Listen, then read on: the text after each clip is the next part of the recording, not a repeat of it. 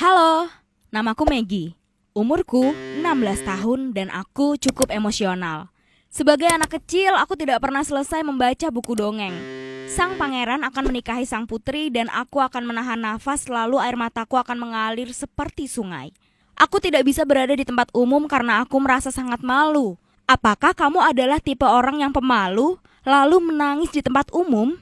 Suatu hari aku pergi di tengah-tengah konser yang aku dan teman-temanku telah tunggu selama 1 tahun karena sebuah lagu sedih tentang cinta yang tidak bahagia. Suara tangisku lebih keras daripada suara sang penyanyi. Teman-teman menertawakanku atas kejadian ini selama beberapa waktu yang lama. Dan sekarang aku tidak bisa pergi menonton konser, pertunjukan, atau menonton film sedih meskipun aku tidak tahu jalan ceritanya. Dan itu semua karena air mataku. Aku selalu sangat lemah. Aku sering sakit saat masih kecil. Ibuku mengerjakan beberapa pekerjaan sehingga tidak ada orang yang bisa merawatku. Aku terus-menerus diberi resep obat-obatan dan vitamin-vitamin yang mahal. Suatu saat, aku cukup beruntung karena sebuah yayasan amal mengetahui tentang penyakitku dan mulai mentransfer uang untuk biaya perawatan dan obat-obatanku. Mungkin aku sangat emosional karena aku merasa sedih tentang ayahku. Aku tidak punya ayah. Menurut ibuku, dia meninggalkan kami ketika aku masih kecil. Aku tidak ingat sama sekali. Tapi aku selalu merindukannya dan terus-menerus menangis. Semua orang punya ayah dan aku ingin punya ayah. Tapi ibu melarang keras untuk membicarakan tentang ayah. Aku berusaha untuk tidak memikirkannya dan memutuskan untuk mengarahkan cintaku yang belum terrealisasi ini ke arah yang berbeda. Aku menyukai binatang dan 3 tahun lalu aku menjadi sukarelawan di tempat penampungan hewan setempat. Disinilah aku menghabiskan sebagian besar waktuku. Baru-baru ini aku harus mencari pemilik untuk anjing yang lucu, Binky. Dia sangat dekat denganku, tetapi ibu tidak mengizinkan aku untuk mengadopsi Binky. Aku membuat postingan di beberapa jejaring sosial tentang Binky yang cari rumah dan ada seseorang yang merespon. Seorang pria bernama Greg berusia sekitar 40 atau 45 tahun sedang mencari seekor anjing untuk putranya. Greg sangat manis, tetapi terlihat lelah dan sedikit sakit-sakitan. Dia langsung menyukai Binky, kandidat yang sangat ideal dan menarik. Tapi jelas, kita tidak boleh menilai sebuah buku dari sebuah sampulnya. Greg bertanya tentang kegiatan sukarelawanku karena dia juga mencintai binatang. Dia adalah seorang fotografer dan membahas kemungkinan untuk melaksanakan proyek tentang kucing dan anjing liar. Dia bertanya apakah aku dan beberapa penyelamat hewan lainnya ingin terlibat atau enggak. Tawaran itu sangat menarik dan dapat membantu hewan untuk mendapatkan sebuah rumah. Aku memikirkan tawaran ini saat Greg mengundang aku untuk melihat beberapa foto di studionya. Tentu saja aku tidak memberitahu ibuku. Dia akan mengacaukan kesempatan ini. Studio Greg ada di ruang bawah tanah. Kami pergi melihat foto ditemani Binky. Hasil foto Greg luar biasa. Dia memoto orang secara acak di jalan, tapi foto tersebut mampu menangkap momen kehidupan sehari-hari. Aku memuji Greg dan hasil fotonya, tapi kemudian teleponnya berdering dan dia naik ke atas untuk menerima telepon. Sinyal di ruangan ini sangat jelek, katanya. Saat itulah aku mengetahui siapa Greg yang sebenarnya. Aku memutuskan untuk menjelajahi studionya dan berjalan ke area yang cukup jauh dari tempat tadi. Di sana aku menemukan fotoku sendiri dan foto aku bersama ibuku. Foto itu diambil sekitar 3 tahun lalu, ketika aku masih memiliki rambut berwarna merah.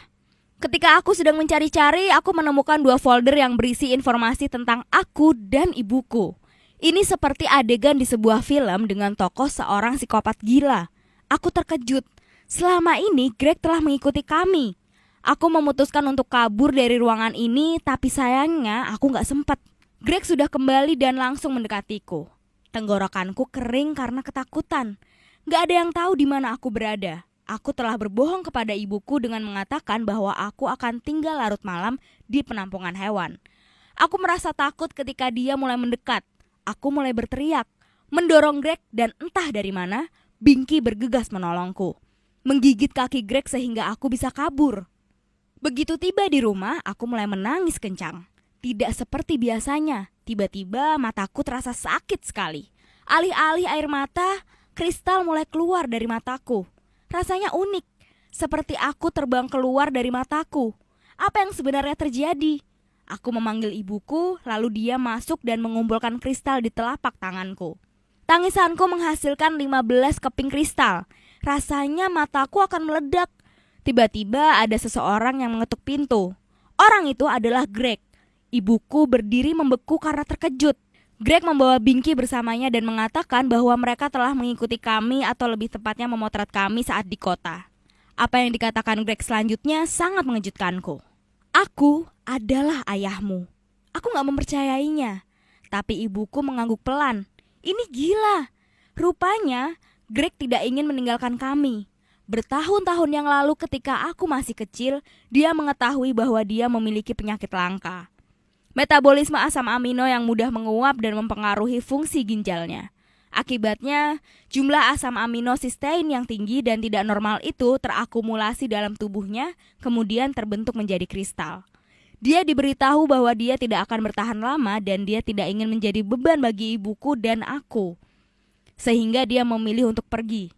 Tetapi para dokter itu salah. Greg telah berdamai dengan penyakit itu dan bahkan mulai bekerja sebagai fotografer.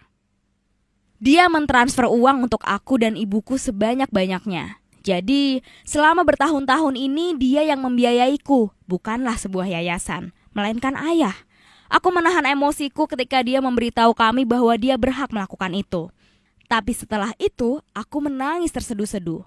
Kristal keluar lagi dari mataku. Greg juga langsung menangis. Aku hampir pingsan dan terkejut dengan apa yang kulihat. 2 kristal besar muncul dari matanya. Kami memiliki penyakit yang sama dan gejala yang sama. Semua masalah kesehatanku bersifat genetik dari ayah. Ayah merasa bersalah. Tidak hanya karena memberiku kesehatan yang buruk, tapi juga penyakit keturunan. Serta karena dokter mendiagnosa aku hanya mampu bertahan 1 bulan. Aku baru saja menemukan ayahku dan aku harus kehilangan dia lagi. Aku hampir menangis, tetapi ayahku membuatku berjanji tidak akan menangis lagi. Ayah memberikan Binky dan berkata, "Maggie, setiap kali kamu ingin menangis, lihatlah anjing ini. Ingat, hidup itu indah dan luar biasa, tapi hanya sementara. Jadi, pastikan kamu menikmati hidupmu." Malam harinya, ayah langsung pergi dan aku tidak pernah melihatnya lagi. Aku berusaha menepati janjiku dan menjalani hidupku semaksimal mungkin. Jadi, jika kamu menangisi sebuah film atau lagu tanpa alasan, ingatlah ceritaku dan jangan buang air matamu meskipun itu bukan kristal. Apa alasanmu menangis? Ceritakan di kolom komentar dan ingat untuk menyukai video ini lalu berlangganan saluran ini untuk konten yang lebih keren ya.